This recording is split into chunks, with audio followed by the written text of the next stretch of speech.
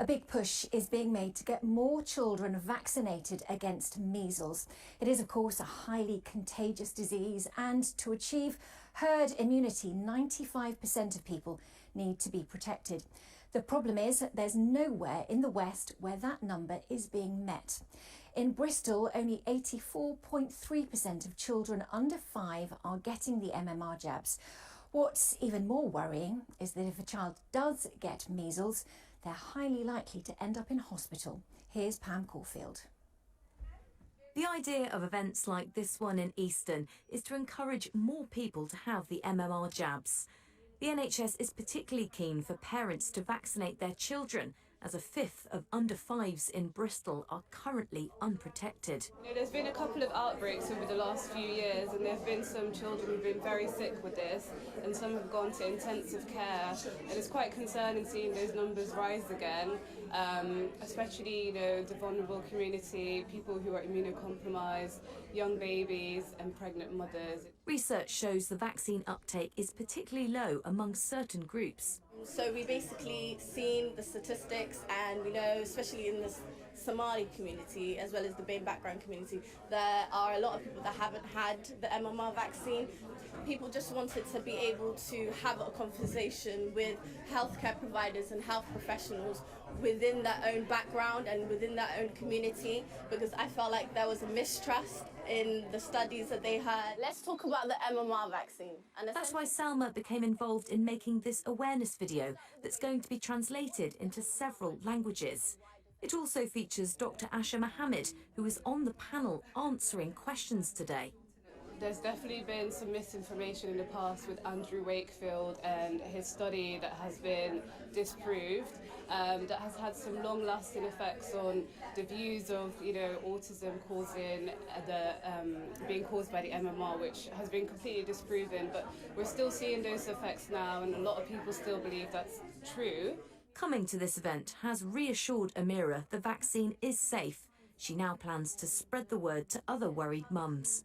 I'll go back to them and just answer the questions that there is no link between autism and a vaccination MMR, and also just try to clear the misconception.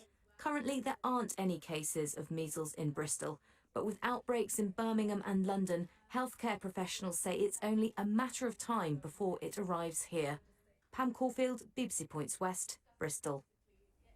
Well, Dr. Emma Kane works for the NHS in the South West. She explains why there's so much concern about measles when there are currently no cases in the West. So what we're seeing around the country is that, unfortunately, measles cases are on the rise. We've seen in London and in the West Midlands significant numbers of cases leading to hospitalisations and lots of complications. So it's really important, knowing that we also have people in our population who haven't been vaccinated, that we are making every effort to prevent us getting to a similar situation in the South West. Why do you think there are people in some communities that are still reluctant to come forward? I think it's really important to recognise that the majority of people do come forward for the MMR vaccine when they are invited.